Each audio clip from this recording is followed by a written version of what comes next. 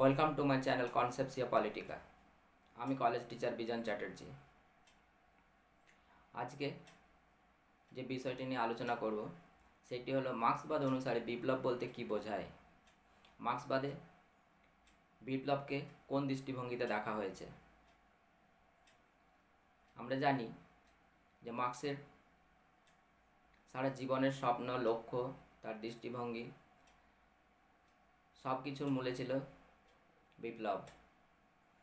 অর্থাৎ তিনি স্বপ্ন দেখতেন এমন একটা সমাজের প্রতিষ্ঠা হবে সমাজতান্ত্রিক বিপ্লবের মাধ্যমে, যে সমাজে শ্রেণী শোষণ, শ্রেণী বঞ্চনা, শ্রেণী নিপীড়ন এগুলো থাকবে না। হ্যাভস এবং হ্যাভস নটদের মধ্যে কোনো ফারাক থাকবে না। সুতরাং তার চিন্তাভাবনার মূলেই ছিল সমাজ পরিবর্তন, এবং এই সমাজ পরিবর্তনের একমাত্র উপায় হলো বিপ্লব। মার্ক্স এই বিপ্লবকে যে কতটা গুরুত্ব দিয়েছিলেন তার একটা বিখ্যাত উক্তি দিয়ে শুরু করি। থিসিস অন ফয়ারবার্গে তিনি বলছেন, থিসিস অন ফায়ারবার্গ বলতে 11 থিসিসে তিনি এটা বলছেন। এ সম্পর্কে একটু বলে নিই যে মার্ক্স ফায়ারবার্গের উপর 11টা শর্ট নোটস লিখেছিলেন। সে 11টা শর্ট নোটস পরে জার্মান আইডিওলজির ভূমিকায় যোগ করা হয়। তাহলে এই 11 থিসিসে তিনি বলছেন যে philosophers have interpreted the world in various ways. The point, however, is to change it. অর্থাৎ দার্শনিকরা জগৎকে নানাভাবে ব্যাখ্যা করেছেন, কিন্তু প্রশ্ন হলো এর পরিবর্তন। অর্থাৎ যুগ যুগ ধরে বহু দার্শনিক মানুষের শোষণ বঞ্চনার বিরুদ্ধে কথা বলেছেন, সমাজ পরিবর্তনের সপক্ষে সওয়াল করেছেন, কিভাবে মানুষকে আরও অধিকার, আরও স্বাধীনতা দেওয়া যায় সেটা বলেছেন। কিন্তু কিভাবে দেওয়া যায়, কিভাবে এই শোষণ বঞ্চনা থেকে মুক্ত করা যায় বা মুক্তি দেওয়া যায়, এই সম্পর্কে তেমন কোনো দিশা দেখাতে পারেননি। যারা কাল্পনিক সমাজতন্ত্রী ছিলেন তারা সমাজের এই শোষণ বঞ্চনা এই সম্পর্কে সবচেয়ে বেশি কথা বলেছেন, কিন্তু কিভাবে মুক্তি দেওয়া যাবে সেই সম্পর্কে কিন্তু তারা কোনো দিশা দেখাতে পারেননি। এই জন্যে মার্ক্স এই কথা বলেছেন, এবং এই কথা বলতে গেলে কথাটি যে এতই গুরুত্বপূর্ণ এবং এটাই যে নির্যাস সেটি প্রমাণ করে। আমরা যখন দেখি তার স্মৃতিসৌধে, অর্থাৎ তার সমাধিস্থলে যে স্মৃতিসৌধ আছে সেই স্মৃতিসৌধের উপরও কিন্তু এই কথাটি লেখা আছে যে জগৎকে কিভাবে পরিবর্তন করা যায়। তাহলে মার্ক্সের মূল লক্ষ্যই ছিল বিপ্লব। এই জন্যে অনেকে বলেছেন যে he is the personification of revolution. তাহলে বিপ্লব বলতে আমরা কি বুঝি, বিপ্লব কি না? বুর্জোয়া বা উদারনৈতিক যারা মত দেন তাত্ত্বিক, তারা বিপ্লব বলতে বোঝেন যে সহিংস পদ্ধতিতে হিংসাত্মক পথ অবলম্বন করে কোনো শাসক গোষ্ঠীকে অপসারণ করে সেই জায়গায় অন্য কোনো শাসক গোষ্ঠী ক্ষমতা দখল, সেটাকেই তারা বিপ্লব বলেন। আমেরিকান সমাজতাত্ত্বিক ক্রেন ব্রিন্টন তার অ্যানাটমি অফ রিভলিউশন গ্রন্থে বলেছেন extra legal and violent change, অর্থাৎ বেআইনিভাবে এবং হিংসাত্মক পদ্ধতিতে যে পরিবর্তন সেটাই হচ্ছে বিপ্লব। এবং তিনি এই অর্থে বলেনি বা হিটলারের ক্ষমতা দখলকেও বিপ্লব বলে অভিহিত করেছেন, কিন্তু মার্ক্সবাদে এটাকে বিপ্লব বলা হয় না। মার্ক্সবাদে বিপ্লব বা বিপ্লবের অর্থ সম্পূর্ণ অন্য। মার্ক্সবাদে বিপ্লব বলতে কি বোঝানো হয় না? মার্ক্সবাদে বিপ্লব বলতে বোঝানো হয় যে সমাজের একটা আমূল পরিবর্তন। সেই সমাজের আমূল পরিবর্তন বলতে কি বোঝায় না? এতদিন ধরে যে উৎপাদন সম্পর্ক চলে আসছিল সেই উৎপাদন সম্পর্কের পরিবর্তন। অর্থাৎ এটা কখন হবে, কখন সম্ভব না? উৎপাদন শক্তির সাথে উৎপাদন সম্পর্কের যখন দ্বন্দ্ব প্রকট আকার ধারণ করবে, অর্থাৎ এই দ্বন্দ্ব যখন প্রকট আকার ধারণ করবে তখন উৎপাদন সম্পর্ক পরিবর্তন হতে বাধ্য, এবং তখনই একটা নতুন উৎপাদন সম্পর্ক সৃষ্টি হবে। এবং নতুন উৎপাদন সম্পর্ক সৃষ্টি যখন হবে সেই উৎপাদন সম্পর্কে যদি পুরানো উৎপাদন সম্পর্কের বৈশিষ্ট্যগুলোই থাকে সেটাকে কিন্তু বিপ্লব বলা হবে না। সেই উৎপাদন সম্পর্কে যদি একটা নতুন আঙ্গিক আমরা দেখতে পাই, অর্থাৎ এখানে মালিক এবং শ্রমিকের মধ্যে যে একটা বিশাল বিভেদ এতদিন ধরে সমাজে ছিল, অর্থাৎ হ্যাভস এবং হ্যাভস নট গোষ্ঠীর মধ্যে যে একটা বিশাল বিভেদ, সেই বিভেদটা যখন আর থাকবে না, অর্থাৎ হ্যাভস এবং হ্যাভস নটদের মধ্যে আর কোনো বিভেদ থাকছে না, অর্থাৎ শ্রেণী থাকছে না, শ্রেণী শোষণ থাকছে না, একটা নতুন সমাজ, নতুন উৎপাদন সম্পর্ক প্রতিষ্ঠা হচ্ছে, উৎপাদন ব্যবস্থার পরিবর্তন হয়ে যাবে। সেই উৎপাদন ব্যবস্থা হবে সামাজিক উৎপাদন ব্যবস্থা। তখন আমরা তাকে বলবো বিপ্লব। তাহলে সেটা যদি না হয়, যদি হিংসাশ্রয় পদ্ধতিতে কোনো একটা সমাজের পরিবর্তন হলো এবং পরিবর্তন হয়ে দেখলাম যে এই যে রাষ্ট্র কাঠামো এবং এই যে মানুষের সম্পর্ক, সামাজিক সম্পর্ক, অর্থাৎ উৎপাদনকে কেন্দ্র করে যে সম্পর্ক, উৎপাদন সম্পর্ক, সেই সম্পর্কের কোনো পরিবর্তন হলো না, সেটাকে আমরা বিপ্লব বলবো না। সেটাকে আমরা বিপ্লব বললেও সমাজতান্ত্রিক বিপ্লব বলবো না, অর্থাৎ এটা হচ্ছে অসমাজতান্ত্রিক বিপ্লব। এখানে অসমাজতান্ত্রিক বিপ্লবের সাথে সমাজতান্ত্রিক বিপ্লবের একটা পার্থক্য। তাহলে অসমাজতান্ত্রিক বিপ্লবে কি হয়? অসমাজতান্ত্রিক বিপ্লব যদি আমরা ইতিহাসে দেখি মার্ক্সবাদ অনুসারে, তাহলে দাস সমাজ থেকে যে সামন্ততান্ত্রিক সমাজ এলো, এটা একটা বিপ্লব। কিন্তু বিপ্লবের ফলে আমূল কোনো পরিবর্তন হলো কি উৎপাদন সম্পর্কে? হয়নি।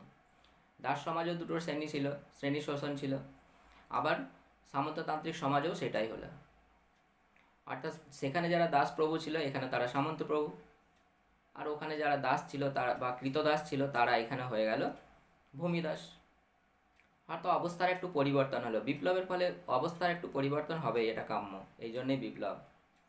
কিন্তু এই পরিবর্তনটা যদি আমূল পরিবর্তন না হয়, অর্থাৎ মৌলিক পরিবর্তন যদি না হয়, অর্থাৎ উৎপাদন সম্পর্কের যদি পরিবর্তন না হয়, সামগ্রিক উৎপাদন কাঠামোর যদি পরিবর্তন না হয়, অর্থাৎ সমাজের বেস যেটাকে বলছে মার্ক্স, সেটার যদি পরিবর্তন না হয়, সেটাকে আমরা সমাজতান্ত্রিক বিপ্লব বলবো না, সেটাকে বলবো অসমাজতান্ত্রিক বিপ্লব। আবার বিপ্লবের থেকে প্রতি বিপ্লবের একটা পার্থক্য থাকতে পারে। কোনটাকে আমরা বিপ্লব বলবো, কোনটা প্রতি বিপ্লব বলবো? না, প্রতি বিপ্লব হচ্ছে যে যখন কোনো সমাজে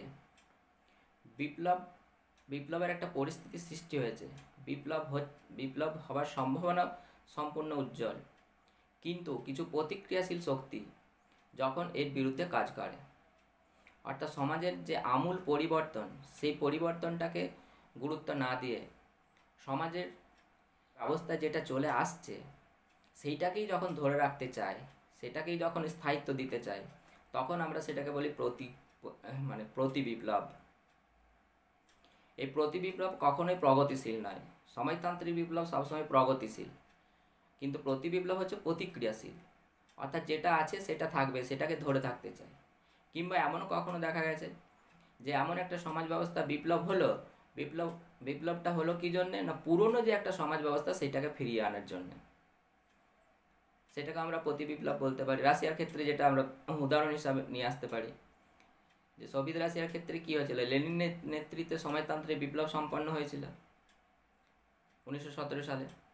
তারপর আবার 1991 সালে ইয়েলৎসেনের নেতৃত্বে যে বিপ্লবটা হলো, অর্থাৎ সেখানে আবার কি হলো না, আবার সেই বুর্জোয়া ব্যবস্থাকে প্রতিষ্ঠিত করা হলো। এটা হচ্ছে প্রতি বিপ্লব।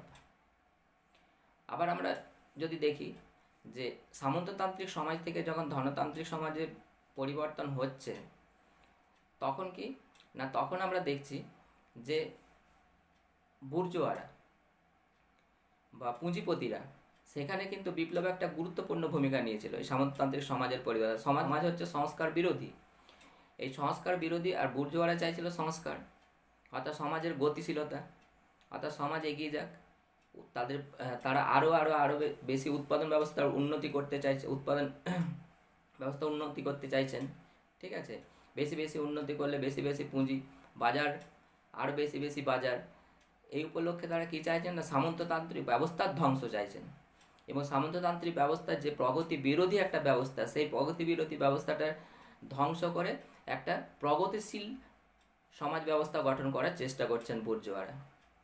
এবং এই জন্য তার সামন্ততান্ত্রিক সমাজে কি হয়েছে না, সামন্ততান্ত্রিক সমাজের বিরুদ্ধে, সেখানে শাসক শ্রেণীর বিরুদ্ধে, অর্থাৎ যারা প্রতিষ্ঠিত শাসন ক্ষমতায় তাদের বিরুদ্ধে তারা বিদ্রোহ করেছে, বিপ্লব করেছে, এবং বিপ্লব করার পরিপ্রেক্ষিতে বুর্জোয়া সমাজ প্রতিষ্ঠিত হয়েছে। তাহলে এই যে প্রতিষ্ঠা হলো বুর্জোয়া সমাজ বা বুর্জোয়াদের আধিপত্য প্রতিষ্ঠা হলো, সেখানে কিন্তু তারা দেখা গেল কি না, ওই প্রগতিশীলতার জন্য, অর্থাৎ প্রগতির জন্য যে সমাজ প্রতিষ্ঠা হলো, তারা কিন্তু কি করলো, এসে পড়ে তাদের নিজেদের স্বার্থকে চরিতার্থ করারই চেষ্টা করলো। অর্থাৎ শ্রেণী স্বার্থ, শোষিত যারা শ্রেণী, তাদের স্বার্থে কিন্তু তাদের কিন্তু স্বার্থের তেমন কোনো পরিবর্তন হলো না, অর্থাৎ তাদের কোনো তেমন উন্নতি হলো না। অর্থাৎ সেখানে দুটো শ্রেণী কিন্তু থেকে গেল, এবং তারা রাষ্ট্র ক্ষমতাকে দখল করে, রাষ্ট্র ক্ষমতায় তাদের অবস্থানটাকে শক্তপোক্ত করে তারা কিন্তু কি চাইলো না, তারা চাইলো এই শ্রেণী বৈষম্যটাকে জিইয়ে রাখতে। অর্থাৎ হ্যাভস এবং হ্যাভস নট গোষ্ঠীর মধ্যে একটা ফারাক কিন্তু বেড়ে গেল, থেকেই গেল। এটাও কিন্তু প্রতিক্রিয়াশীল, এটাও কিন্তু কি বলবো না, প্রতি বিপ্লব। এটাকেও কিন্তু বিপ্লব বলবো না। কেন না, এখানে কিন্তু সমাজের আমূল কোনো পরিবর্তন হচ্ছে না। তাহলে সবসময় চাই কি, সমাজের আমূল পরিবর্তন হতে হবে। সমাজের আমূল পরিবর্তন না হলে কিন্তু সেটাকে মার্ক্সবাদ অনুসারে কিন্তু বিপ্লব বলা হবে না। এবং আমূল পরিবর্তন কখন হবে না, উৎপাদন শক্তির সাথে উৎপাদন সম্পর্কের যখন দ্বন্দ্ব তীক্ষ্ণ হবে এবং উৎপাদন সম্পর্ক একটা নতুন ভাবে প্রতিষ্ঠিত হবে, অর্থাৎ নতুন একটা উৎপাদন সম্পর্ক প্রতিষ্ঠিত হবে, তখন সেটাকে আমরা বিপ্লব বলবো। অর্থাৎ এই নতুন উৎপাদন সম্পর্ক কখন প্রতিষ্ঠা হবে না, সর্বহারা শ্রেণী, শোষিত শ্রেণী,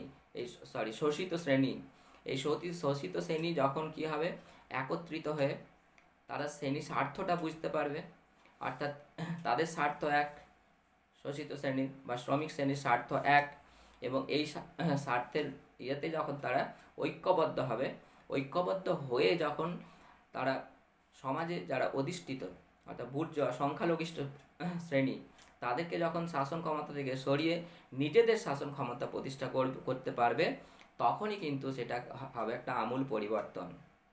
কেন লেনিন বলেছেন যে শ্রমিক শ্রেণীর মূল লক্ষ্যই হচ্ছে রাষ্ট্র ক্ষমতা দখল। এটাকে মূল প্রশ্ন হিসাবে ধরতে হবে। কেন রাষ্ট্র ক্ষমতা দখল না করতে পারলে শ্রমিক শ্রেণী যা চায় সেইটা কিন্তু প্রতিষ্ঠা করতে পারবে না। অর্থাৎ তাদের নিজস্ব স্বার্থ, তাদের সপক্ষে আইন, তাদের সপক্ষে রাষ্ট্রীয় কাঠামোটাকে পরিচালনা করা, এটা কিন্তু সম্ভব হবে না। সুতরাং রাষ্ট্র ক্ষমতা তাদেরকে দখল করতেই হবে, এবং রাষ্ট্র ক্ষমতা দখল করে এটা সম্ভব। এবং কিসের পরিপ্রেক্ষিতে সম্ভব না, বিপ্লবের মাধ্যমেই সম্ভব। এই বিপ্লবের মাধ্যমে সেটা সম্ভবপর করে তুলতে হবে। তাহলে এই যে বিপ্লবটা হবে, এই বিপ্লবের কিন্তু দুটো শর্ত আছে, একটা বিষয়গত শর্ত এবং একটা বিষয়ীগত শর্ত। বিষয়গত শর্ত অর্থাৎ কি, অবজেক্টিভ কন্ডিশনস। এই অবজেক্টিভ কন্ডিশনসগুলোকে সম্পর্কে কিন্তু মার্কস এঙ্গেলস দুজনেই অবহিত ছিলেন, এবং অবহিত ছিলেন বলেই তারা যখন প্যারি কমিউন প্রতিষ্ঠা হলো, এবং প্যারি কমিউন প্রতিষ্ঠার পর প্যারি কমিউন যখন স্থায়িত্ব লাভ করলো না, প্যারি কমিউন তো মাত্র এক সপ্তাহের সরকার ছিল, কিন্তু প্যারি কমিউনের একটা বিশাল গুরুত্বপূর্ণ ভূমিকা ছিল। প্যারি কমিউন এক সপ্তাহের সরকার হলো, তারা কিন্তু সারা ওয়ার্ল্ডকে জানিয়ে দিতে পেরেছিল যে শ্রমিক শ্রেণী রাষ্ট্র ক্ষমতা দখল করতে পারে, অর্থাৎ প্রলেতারিয়েট শ্রেণী রাষ্ট্র ক্ষমতা দখল করতে পারে, এবং প্রলেট শ্রেণী অ্যাকচুয়ালি কী চায়, কাদের স্বার্থ রক্ষা করতে চায়, এটা সারা ওয়ার্ল্ডকে কিন্তু জানিয়ে দিতে তারা সক্ষম হয়েছিল। এবং পরবর্তী ক্ষেত্রে বিপ্লবগুলোকে অনেকটাই ত্বরান্বিত করেছিল। যতগুলো বিপ্লব হয়েছিল বা হওয়ার সম্ভাবনা সৃষ্টি হয়েছিল, সেগুলো হয়েছিল কিন্তু প্যারি কমিউনের জন্যেই। এই জন্য মার্কস প্যারি কমিউনের শ্রমিকদের যে ভূমিকা, অর্থাৎ আন্দোলনকারীদের প্রলেতারিদের যে ভূমিকা, সেইটার ভূয়সী প্রশংসা করেছিলেন, যে তাদের সংঘবদ্ধতার কোনো অভাব ছিল না। কিন্তু কি হলো ব্যাপারটা হলো প্যারি কমিউন কেন স্থায়িত্ব লাভ করলো না? স্থায়িত্ব লাভ না করার পেছনের কারণটা কি? স্থায়িত্ব লাভ না করার পেছনের কারণটা তারা বলছেন যে civil war in France, Paris commune হয়েছিল 1871 খ্রিস্টাব্দে, আর Paris commune civil war in France Marx এঙ্গেলসে বেরোচ্ছে 1971। সেখানে তারা বলছেন যে এর ব্যর্থতার প্রধান কারণটা ছিল যে শ্রমিক শ্রেণীকে নেতৃত্ব দেওয়ার মতো বা শ্রমিক শ্রেণী একটা দল হিসাবে প্রতিষ্ঠিত হতে পারেনি, এটাই। সুতরাং পরবর্তী ক্ষেত্রে এই বিষয়ে ব্যাপক চিন্তাভাবনা করা হয়েছিল যে শ্রমিক শ্রেণীকে একটা দল হিসেবে প্রতিষ্ঠিত হতে হবে, শ্রমিক শ্রেণীর একটা অগ্রণী বাহিনী তৈরি করতে হবে, তবেই কিন্তু কী হবে, বিপ্লব সফল হবে। বিপ্লব শুধু ওই যে শোষণ বঞ্চনা এবং গরিব মানুষের সংখ্যা অনেক বেড়ে গেছে, প্রলেতারিয়েত প্রচুর পরিমাণ হয়ে গেছে, সেটা থাকলেই হবে না কিন্তু, ঠিক আছে। অর্থাৎ এটার উপরেও গুরুত্ব দিতে হবে। এবং পরবর্তী ক্ষেত্রে Lenin what to be done এবং one step forward two step back, এই দুটো গ্রন্থে কিন্তু এই শ্রমিক শ্রেণীর নেতৃত্ব বিষয়ে বিস্তারিত আলোচনা করেছেন। তো এই যে প্যারি কমিউনের শিক্ষা, এই শিক্ষাটা কিন্তু কি না সারা ওয়ার্ল্ডে কিন্তু ছড়িয়ে পড়েছিল। ভারতবর্ষের কমিউনিস্ট পার্টি কিন্তু এই শিক্ষাটা নিতে পারেনি। ভারতবর্ষের কমিউনিস্ট পার্টির কাছে কিন্তু একবার এসেছিল যে কমিউনিস্ট সরকার অর্থাৎ জ্যোতি বসুর নেতৃত্বে একটা সরকার গঠন করার সুযোগ এসেছিল, যদিও সেটা মিলিজুলি সরকার হতো, কোয়ালিশন গভর্নমেন্ট। এবং কোয়ালিশন গভর্নমেন্ট হলেও জ্যোতি বসুর নেতৃত্বে যদি সরকারটা গঠিত হতো তাহলে সারা ভারতের কাছে কমিউনিস্ট পার্টির একটা পরিচিতি বাড়ত। এবং দ্বিতীয়ত কী হতো, যেটা জ্যোতি বসু বারবার বলেছিলেন, আক্ষেপ করেছিলেন, যে আমরা একটা বাজেট অন্তত পেশ করতে পারতাম এবং আমরা সারা ভারতের মানুষকে অন্তত এটা জানিয়ে দিতে পারতাম যে আমরা কি করতে চাই, কমিউনিস্টরা কি করতে চায়, কমিউনিস্টদের আসল উদ্দেশ্যটা কি, কাদের জন্য কমিউনিস্ট পার্টি, এটা তো আমরা সবার কাছে পৌঁছে দিতে পারতাম। কিন্তু সেটা থেকে আমরা বঞ্চিত হলাম। অর্থাৎ এটাকে তিনি বলছেন হিস্টোরিক্যাল ব্লান্ডার, এবং সত্যি হিস্টোরিক্যাল ব্লান্ডার। এই সুযোগ কমিউনিস্ট পার্টির কাছে আর কোনো দিন আসবে বলে মনে হয় না। আর একবারই এসেছিল, সেটাকে কিন্তু কাজে লাগাতে পারলো না, সরকার টিকত না। অনেক প্রতিক্রিয়াশীল শক্তি থাকবে সবসময়, সেটাকে সরকার ভেঙে দেওয়ার চেষ্টাও হবে, কিন্তু চেষ্টা হলেও মেসেজটা, কমিউনিস্ট পার্টির যে মেসেজটা, সেটা সারা ভারতবর্ষে ছড়িয়ে দেওয়া যেত। যাই বা হোক, এটা কমিউনিস্ট পার্টির নেতৃত্বের ব্যাপার। তো আমাদের সাধারণ মানুষ হিসাবে যেটা মনে হয়েছে সেটাই বললাম, যে এই সুযোগটা অবশ্যই কাজে লাগানো উচিত ছিল। কেন, প্যারি কমিউনের যে শিক্ষা, সেই শিক্ষাটা কিন্তু নেওয়া উচিত ছিল। 1915 সালে লেনিন তার the collapse of the second ইন্টারন্যাশনালে বিপ্লবের বিষয়গত এবং বিষয়গত অর্থাৎ সাবজেক্টিভ এবং অবজেক্টিভ কন্ডিশনস, এগুলো নিয়ে কিন্তু এগুলোর উল্লেখ করেছেন। এবং এই গ্রন্থে তিনি বিপ্লবের বিষয়গত বিষয়গুলি সম্পর্কে বিস্তারিত আলোচনা করেছেন। এই বিপ্লবের বিষয়গত বিষয়গুলো কি, বিপ্লবের বিষয়গত বিষয়গুলি হচ্ছে দেশের মধ্যে এমন একটা পরিস্থিতি সৃষ্টি হয়েছে, অর্থাৎ এমন একটা কি বলবো অস্থির পরিস্থিতি সৃষ্টি হয়েছে, সেই অস্থির পরিস্থিতি থেকে কিন্তু শাসক শ্রেণী বেরিয়ে আসতে পারছে না। তার সমস্ত কলা কৌশল, সমস্ত রাষ্ট্রীয় যন্ত্রকে ব্যবহার করেও কিন্তু সেটাকে আর নিয়ন্ত্রণে রাখা যাচ্ছে না। তখন কিন্তু বিপ্লব অবশ্যম্ভাবী হবে, অর্থাৎ শাসক শ্রেণী আর কিন্তু এটাকে দমন করতে পারবে না। কি না, শোষিত শ্রেণীর দুঃখ, দারিদ্র, শোষণ, বঞ্চনা, নিপীড়ন, এটা এমন একটা পর্যায়ে চলে গেছে যেখান থেকে সে আর কিন্তু পিছু হাঁটার তার কোনো জায়গা নেই। সুতরাং তারা কি এবারে এগিয়ে আসতে বাধ্য, তারা রাষ্ট্রের বিরুদ্ধে বিদ্রোহ করতে বাধ্য, এমন একটা পরিস্থিতি সৃষ্টি হয়েছে। কমিউনিস্টদেরকে কিন্তু এই সুযোগটা অবশ্যই নিতে হবে, এই সুযোগটার জন্য অপেক্ষা করতে হবে যে কখন এই পরিস্থিতির সৃষ্টি হচ্ছে, অর্থাৎ কোন সময়ে এই যে শোষিত শ্রেণী তারা বিপ্লবের জন্য তৈরি হয়ে আছে, যে তারা আর সহ্য করতে পারছে না, রাষ্ট্রীয় নিপীড়ন তারা আর সহ্য করতে পারছে না, রাষ্ট্রের শোষণ যন্ত্রটা, রাষ্ট্রের মতো শোষণ যন্ত্রটাকে আর সহ্য করতে পারছে না, এই রাষ্ট্র চরিত্রের পরিবর্তন প্রয়োজন। তখনই কিন্তু কি হবে না, বিপ্লব হবে। এগুলো বিপ্লবের ক্ষেত্র প্রস্তুত হচ্ছে, অর্থাৎ বিপ্লবের সম্পূর্ণ ক্ষেত্র প্রস্তুত হচ্ছে এগুলোতে। আর তৃতীয়ত কি না, জনগণ এই বিপ্লবের জন্য একেবারে প্রস্তুত, অর্থাৎ রাষ্ট্র যতই দমন পীড়নমূলক ব্যবস্থা নিক না কেন, মানসিকভাবে কিন্তু শ্রমিক শ্রেণী বা বিপ্লবী শ্রেণী একদম প্রস্তুত হয়ে আছে, তারা কিন্তু আর পিছু হটবে না, তারা রাষ্ট্রের অর্থাৎ এই শাসক শ্রেণীর পতন ঘটিয়েই ছাড়বে। অর্থাৎ এমন একটা পরিস্থিতি বা এমন একটা মানসিকভাবে তারা প্রস্তুত, তারা দৃঢ়প্রতিজ্ঞ যে রাষ্ট্র ব্যবস্থার অবসান চায়, এই শাসকের অবসান চায়। অবসান করে কি করতে হবে না নিজেদের শাসন ক্ষমতা অবশ্যই প্রতিষ্ঠা করতে হবে।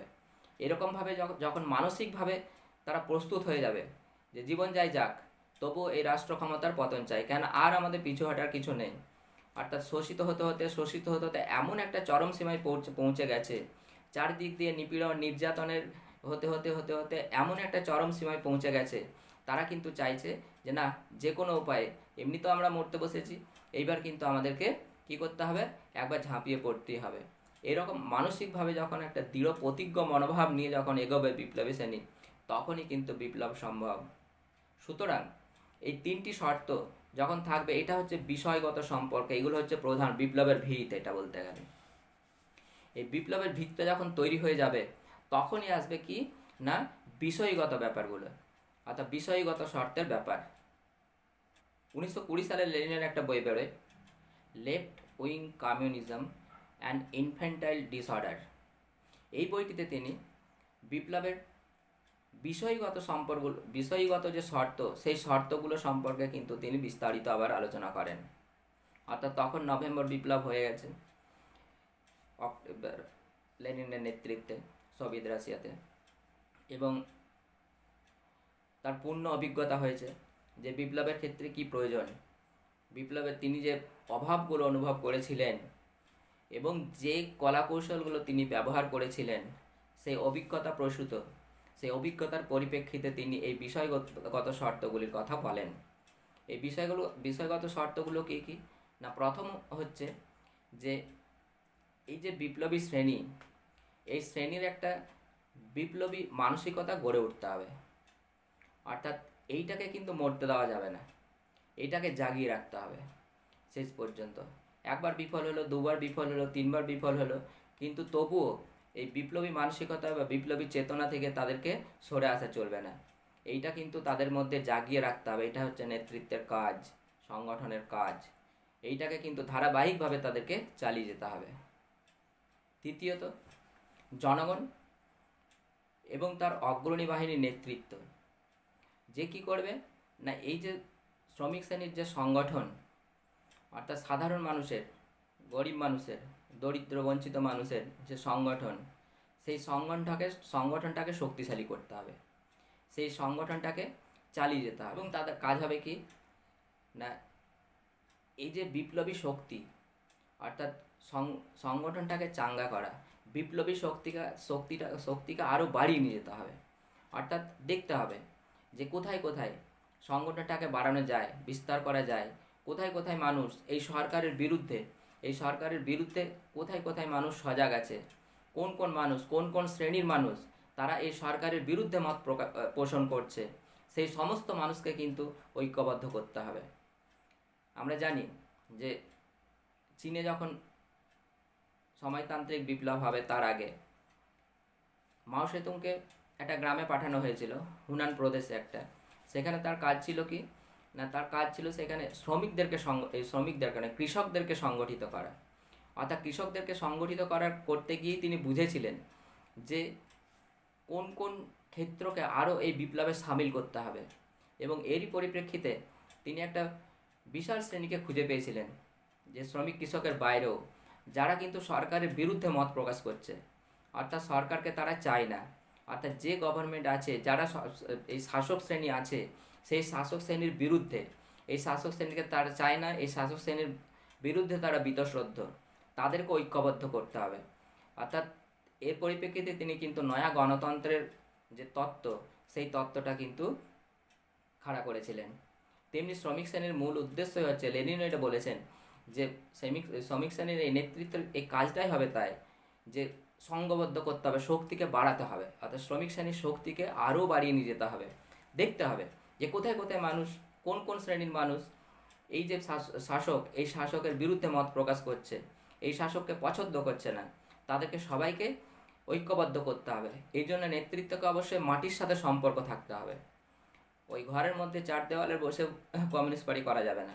কমিউনিস্ট পার্টি করতে হলে কি করতে হবে, রাস্তায় নামতে হবে, মানুষের সাথে মিশতে হবে, এবং মানুষের সাথে প্রত্যেকটা শ্রেণীর সাথে মিশে প্রত্যেকটা শ্রেণীকে ঐক্যবদ্ধ করতে হবে যারাই এই সরকার বা এই শাসন ক্ষমতার বিরুদ্ধে মত প্রকাশ করছে।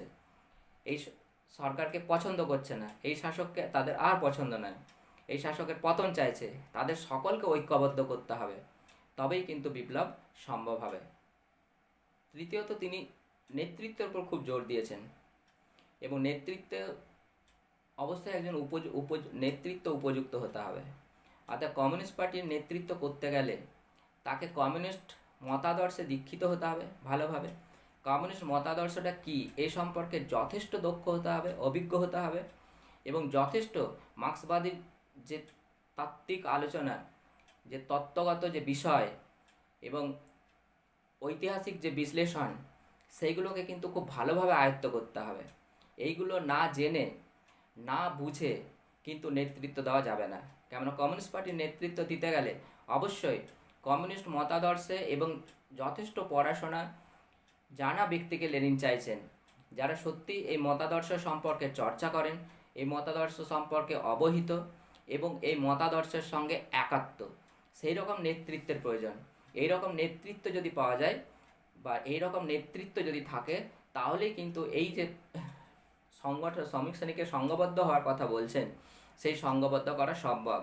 আরও শ্রমিক শক্তিকে যে বাড়ানোর কথা বলছেন অর্থাৎ বিপ্লবী শক্তিকে যে বাড়ানোর কথা বলছেন, এটা সম্ভব, না হলে কিন্তু কখনোই সম্ভব নয়। যদি যে কেউ অন্য কেউ যারা সত্যিকারের কমিউনিস্ট ভাবাপন্ন নয়, কমিউনিস্ট মতাদর্শের প্রতি ততটা আসক্ত নয়, বা হঠাৎ অন্য দল থেকে ত্যাগ করে চলে এলো কমিউনিস্ট পার্টিতে, দিয়ে কমিউনিস্টের নেতা হয়ে গেল, তাহলে কিন্তু কখনোই কমিউনিস্ট পার্টির সে সুযোগ্য নেতৃত্ব হতে পারে না।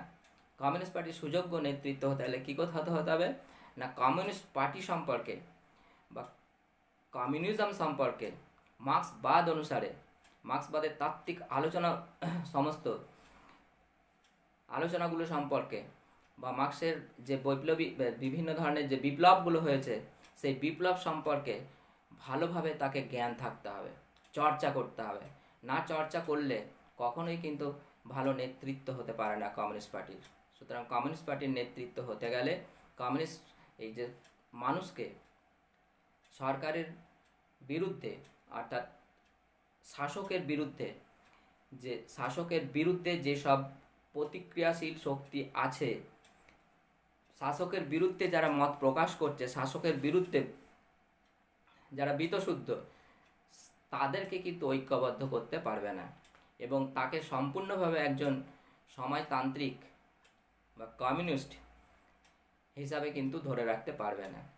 অর্থাৎ দলকে সংঘবদ্ধ করতে গেলে অবশ্যই কী করতে হবে, এমনভাবে নেতৃত্ব ঠিক করতে হবে, যে নেতৃত্ব মানুষের মধ্যে, বঞ্চিত শোষিত নিপীড়িত মানুষের মধ্যে কি করতে হবে না, এই মতাদর্শটাকে ভালোভাবে কিন্তু আয়ত্তে এনে দিতে হবে।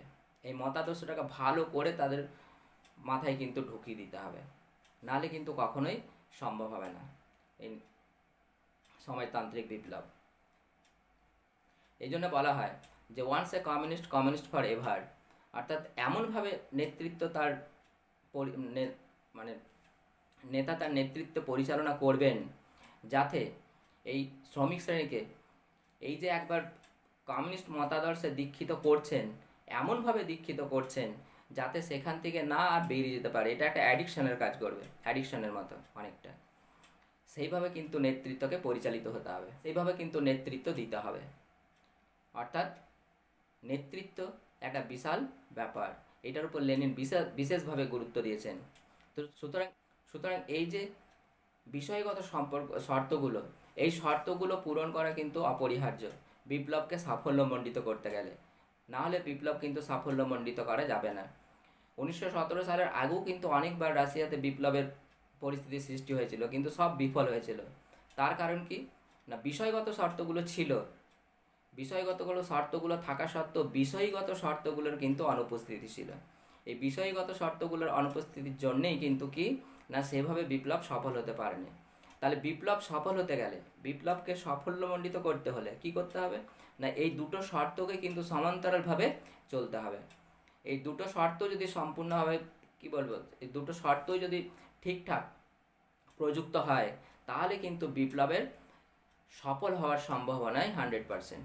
মানে বিপ্লব তখনই সফল হবে, তার আগে কিন্তু বিপ্লব সফল হবে না। সুতরাং বিষয়গত শর্ত এবং বিষয়গত শর্ত, এই দুটো শর্তের সম্মেলনেই কিন্তু বিপ্লব সফল হয়। এটাই লেনিনের বক্তব্য।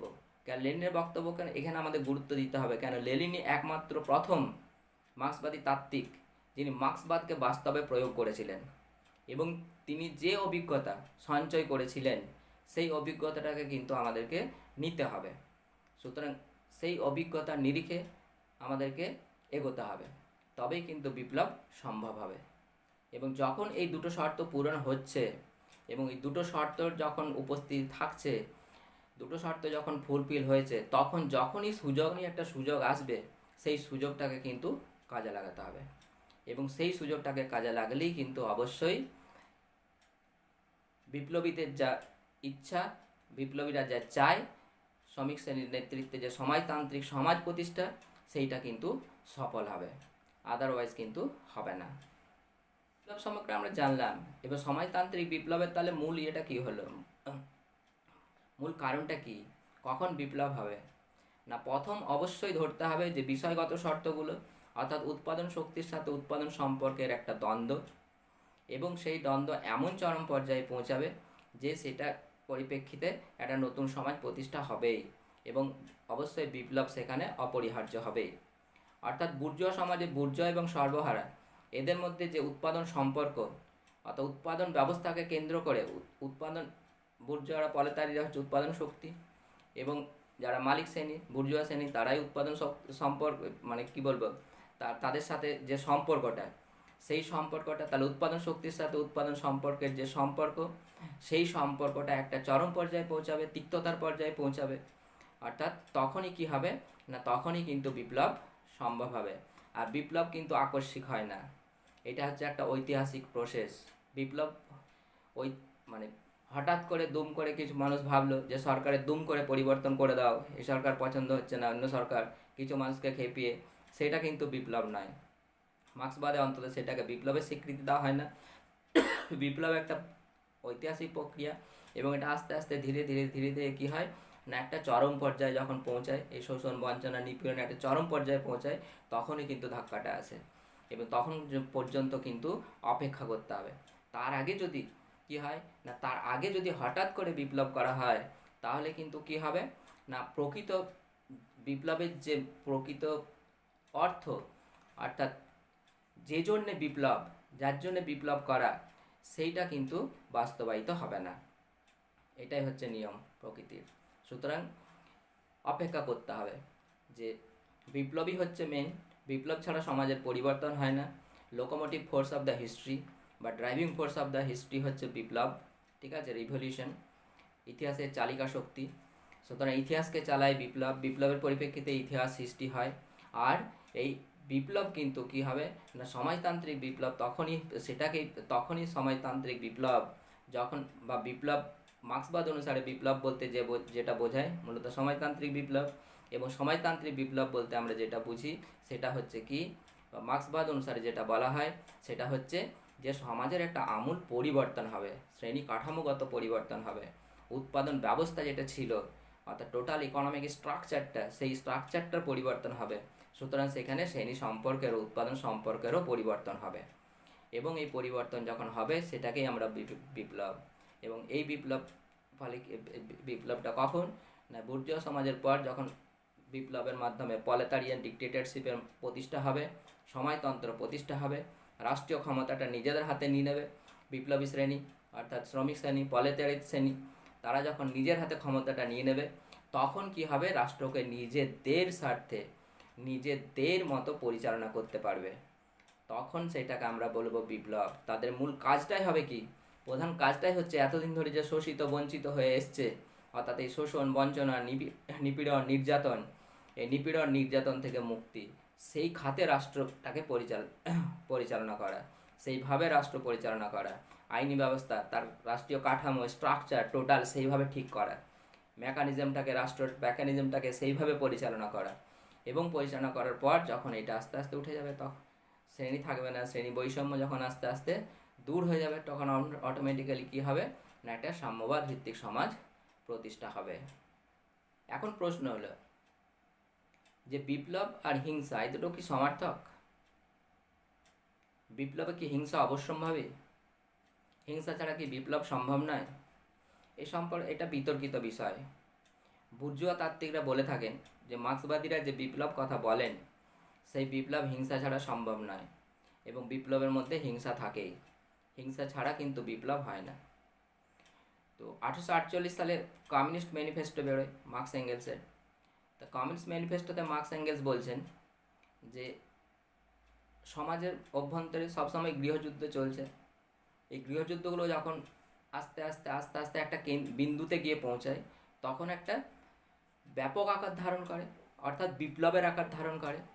সেই বিপ্লবের পরিপ্রেক্ষিতে কি হয় না, বিপ্লবের পরিপ্রেক্ষিতে তখন তার উদ্দেশ্যটাই কি হচ্ছে যে ওই শাসক শ্রেণীকে, অর্থাৎ যারা শাসক করছেন এতদিন শাসন করছেন তাদেরকে সরিয়ে দিয়ে কি হবে না, প্রলেতারিদের শাসন ক্ষমতা প্রতিষ্ঠিত করতে হবে, অর্থাৎ শাসক শ্রেণীকে সমূলে উচ্ছেদ করে দিতে হবে।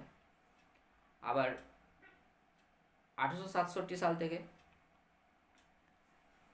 দাস ক্যাপিটাল বেরোতে থাকে মার্ক্সের। সেই দাস ক্যাপিটালে একটা গুরুত্বপূর্ণ কথা আছে, যেটা হচ্ছে কি না, the force is the midwife of every old society pregnant with the new. অর্থাৎ যে কোনো পুরনো সমাজ যখন একটা নতুন সমাজের জন্ম দিতে মানে প্রস্তুত, তখন কিন্তু কি না এই ফোর্স শক্তি, এই শক্তিটাই কিন্তু কি না ধাত্রী মাতার কাজ করে, অর্থাৎ ধাই মায়ের কাজ করে। তো এই উদাহরণগুলো এই কথাগুলোকে নিয়ে বুর্জোরাও একটা বলেন সবসময় যে বিপ্লব মানেই শক্তির প্রয়োগ এবং বিপ্লব মানেই হিংসা। তো মার্ক্স যেটা বলেছিলেন, এটা মার্ক্সের একজন মার্ক্সবাদী তাত্ত্বিক আপটেকার, ঠিক আছে, তিনি ব্যাখ্যা করেছিলেন যে মার্ক্স যে কথাটা বলেছিলেন এটা কিন্তু সেই অর্থে তিনি বলেননি যে অর্থে বুর্জোয়ারা এটাকে ব্যবহার করে থাকেন।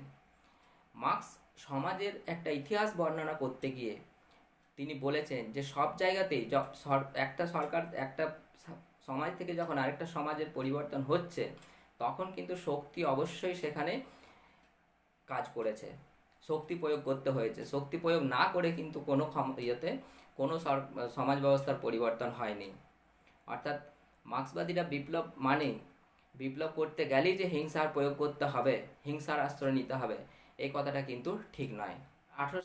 1871 সালে আমস্টারডামের এক সভায় বক্তৃতা দিতে গিয়ে মার্ক্স বলেছিলেন যে যেসব দেশে গণতন্ত্র সুপ্রতিষ্ঠিত, অর্থাৎ গণতন্ত্রের ভিত শক্ত, সেখানে কিন্তু শান্তিপূর্ণ উপায়েই সমাজতান্ত্রিক বিপ্লব হতে পারে। কেন না, সেখানে শ্রমিক শ্রেণী, আইনসভায় শ্রমিক শ্রেণী তাদের সংখ্যাগরিষ্ঠতা অর্জন করে তাদের নিজের মতো কিন্তু তাদের নিজের স্বার্থে কিন্তু আইন প্রয়োগ করতে পারে, রাষ্ট্রীয় কাঠামোটাকে পরিবর্তন করতে পারে। এ ব্যাপারে তিনি তৎকালীন ইংল্যান্ড, আমেরিকা এবং হল্যান্ডের কথা বলেছিলেন যে এইসব দেশগুলিতে গণতন্ত্র সুপ্রতিষ্ঠিত, সুতরাং এখানে হঠাৎ বিপ্লবের বা ওই উৎপাদন পদ্ধতির সাথে উৎপাদন সম্পর্কের দ্বন্দ্বের পরিপ্রেক্ষিতে বিপ্লব হলো, এটা হবে উৎপাদন সম্পর্কের সাথে উৎপাদন সম্পর্কের একটা দ্বন্দ্ব না থাকলে শ্রমিক শ্রেণী কখনোই ঐক্যবদ্ধ হবে না, ঠিক আছে। অর্থাৎ শ্রেণীভেদ এটা প্রকট না হলে তো শ্রমিক শ্রেণী ঐক্যবদ্ধ হবে না। তাদের শ্রেণী স্বার্থ সবসময় তারা চরিতার্থ করতে চাইবে, অর্থাৎ তারা যখন শোষিত বঞ্চিত হবে তখনই তাদের, এ বিষয়ে তিনি আমেরিকা, ইংল্যান্ড এবং হল্যান্ডের কথা বলেছিলেন। কেন, সেখানে গণতন্ত্র সুপ্রতিষ্ঠিত, এবং গণতন্ত্র যেহেতু সুপ্রতিষ্ঠিত সেখানে আইনসভায় শ্রমিক শ্রেণী তাদের সংখ্যাগরিষ্ঠতা অর্জন করেই কিন্তু কি নিজেদের মতো রাষ্ট্রীয় কাঠামোটাকে পরিচালনা করতে পারবে, নিজেদের স্বার্থে রাষ্ট্র কাঠামোটাকে পরিচালনা করতে পারবে। মূল কথা হলো যে এখান থেকে এটা পরিষ্কার, পরবর্তীকালে লেনিনও সুবিধাবাদী অপরচুনিস্ট যারা তাদের সমালোচনা করেছিলেন, এবং পার্লামেন্টারি সিস্টেমে কমিউনিস্ট পার্টি যাবে কি না সেটার সম্পর্কে তিনি বিস্তৃত ব্যাখ্যা করেছেন, এবং সেখানে বলেছেন যে মূল যে গুরুত্ব সেইটা দিতে হবে কিন্তু অবশ্যই শ্রমিক শ্রেণীর ঐক্যবদ্ধতার উপর। পার্লামেন্টারি ক্রেটিনিজম যারা আছেন তারা কিন্তু সুবিধাবাদী কিনা সেটা দেখতে হবে, অর্থাৎ তারা তাদের নিজেদের সুবিধাটা আদায় করে নিচ্ছে কিনা তাদেরকে দেখতে হবে। যদি তাদের সুবিধাটা আদায় করার সপক্ষে না থেকে শ্রমিক স্বার্থে যায় সেখানে কিন্তু কোনো ক্লাস নেই।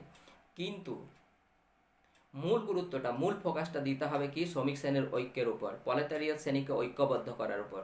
এবং প্রলেতারিয়েট শ্রেণীকে ঐক্যবদ্ধ করে, এই যে ঐক্যবদ্ধ করে রাষ্ট্র ক্ষমতা কিভাবে দখল করা যায়, এই রাষ্ট্র ক্ষমতা দখলটাই ছিল লেনিনের কাছে মূল প্রশ্ন। কেন এইটা দখল না করা গেলে শ্রমিকদের স্বার্থ প্রতিষ্ঠিত হওয়া সম্ভব নয়। এবং শ্রমিকদের স্বার্থ যদি প্রতিষ্ঠিত করতে চায়, প্রলেতারিদের স্বার্থ যদি চরিতার্থ করতে চায়, তাহলে কি করতে হবে না, অবশ্যই আমাদের মূল ফোকাস দিতে হবে যে কারা শোষিত বঞ্চিত সেই শ্রেণীগুলিকে ঐক্যবদ্ধ করতে হবে। সেই শ্রেণীগুলোকে ঐক্যবদ্ধ করে অবশ্যই বিপ্লবে সামিল হতে হবে। এবং বিপ্লবের মাধ্যমে কি হবে না, এই সমাজতান্ত্রিক বিপ্লবের মাধ্যমে সমাজতান্ত্রিক সমাজ প্রতিষ্ঠা করতে হবে। তখন সম্ভব, যখনই সম্ভব শ্রমিকদের স্বার্থ প্রতিষ্ঠা করা, হ্যাপস এবং হ্যাপস নট গোষ্ঠীর মধ্যে ফারাকটা দূর করা, শ্রমিক শোষণ, শ্রমিক নিপীড়ন, শ্রমিকের যে বঞ্চনা, সেখান থেকে মুক্তি, অর্থাৎ এই যে এমানসিপেশন, দাসত্ব, এই দাসত্ব থেকে মুক্তির একটি উপায় হচ্ছে কি না, রাষ্ট্র ক্ষমতাটাকে নিজেদের দখলে করতে হবে। তো হিংসা এবং বিপ্লব, এইটার বিপ্লব এবং হিংসা এইটা আলোচনা করে এই আমরা বলতে পারি যে মার্ক্সবাদ অনুসারে বিপ্লব কিন্তু কি, বিপ্লবে যে হিংসা থাকবেই এটা কিন্তু ঠিক কথা নয়। কেন, মূল কথা হচ্ছে মার্ক্সবাদীদের বা মার্ক্সবাদের মূল কথা হচ্ছে যে বিপ্লব সেই পরিস্থিতির উপর নির্ভর করবে। অর্থাৎ যখন বিপ্লব, হিংসা সেই পরিস্থিতি, বিপ্লবের পরিস্থিতির উপর নির্ভর করবে। অর্থাৎ যে সময়ে বিপ্লবটা হচ্ছে, বিপ্লব মানুষ যখন সংখ্যাধিক্য মানুষ, সংখ্যাগরিষ্ঠ মানুষ যখন কোনো সরকারের পতন চাইছে, কোনো শাসন ক্ষমতার পতন চাইছে, সেই শাসন ক্ষমতা থেকে যদি সেই শাসক সরে যায় স্বেচ্ছায়, তাহলে কিন্তু হিংসার কোনো প্রয়োজনই হবে না। কিন্তু শাসক শ্রেণী যদি বল প্রয়োগ করে, অর্থাৎ তারা নিপীড়নমূলক বা দমনমূলক যদি ব্যবস্থা গ্রহণ করে, তখন কিন্তু শ্রমিক শ্রেণী বা এই বিপ্লবী শ্রেণীও কিন্তু বাধ্য হবে কি না ওই শক্তি প্রয়োগ করতে। কেন না, ওই যে নিপীড়ন বা দমনমূলক যে ব্যবস্থা গ্রহণ করছে শাসক শ্রেণী, সেইটাকে প্রতিহত করতে যে কোনো উপায় কিন্তু অবলম্বন করতে পারে শ্রমিক শ্রেণী। বিপ্লবের সাথে হিংসার সম্পর্ক অঙ্গাঙ্গিভাবে জড়িত কি না, তাহলে আমরা কি দেখলাম, কি বলবো, মানে কি বুঝছি, যে যতক্ষণ শাসক শ্রেণী দমনপীড়নমূলক ব্যবস্থা না নিচ্ছে, অর্থাৎ যখন দেখছে যে সংখ্যাগরিষ্ঠ মানুষ, অর্থাৎ অধিকাংশই মানুষ যখন আর এই শাসন ব্যবস্থা চাইছে না, এই শাসন ক্ষমতা চাইছে না, তখন যদি স্বেচ্ছায় সরে যায়, তাহলে কিন্তু আর কোনো রকম হিংসার প্রয়োজনই হবে না। কিন্তু লেনিন দাবি করেছেন যে রাশিয়ার যখন বিপ্লব হলো, তখন কিন্তু কি সেভাবে হিংসার প্রয়োগ করতেই হয়নি। আর যদি শাসক শ্রেণী কি না, শাসক শ্রেণী যদি বলে না, আমি এটা মানছি না, জনগণের দাবি মানছি না, ঠিক আছে, আমি যে কোনো উপায়ে যা কিছু দমনমূলক ব্যবস্থা আছে সব কিছু উপায় অবলম্বন করে এই আন্দোলনটাকে দমাতে চায়, ঠিক আছে, তখন কিন্তু অবশ্যম্ভাবী কি না বিপ্লবে হিংসা এসে পড়ে, অর্থাৎ শক্তি প্রয়োগের প্রশ্নটা কিন্তু এসে পড়ে। সুতরাং বিপ্লবে হিংসার প্রয়োগ হবে কি হবে না, সেটা পরিস্থিতি, বিপ্লবের পরিস্থিতির উপর নির্ভর করে। মার্ক্সবাদ বিপ্লব মানেই হিংসা, এ কথাটা কিন্তু একেবারে ঠিক নয়। বিপ্লবী পরিস্থিতি কোন দিকে নিয়ে যায় সেটাই হচ্ছে শেষ কথা। অর্থাৎ বিপ্লবী পরিস্থিতি যদি ডিমান্ড করে যে হ্যাঁ শক্তি প্রয়োগ করতে হবে, তখন কিন্তু শক্তি প্রয়োগ অবশ্যম্ভাবী হয়ে পড়ে।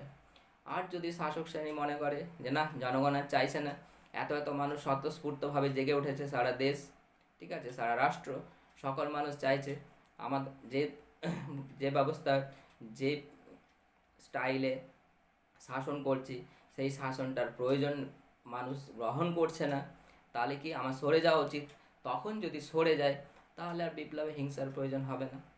সুতরাং পুরোটাই নির্ভর করছে, বিপ্লবে শক্তি প্রয়োগ করতে হচ্ছে না, সুতরাং পুরোটাই নির্ভর করছে বিপ্লবিক পরিস্থিতির ওপর।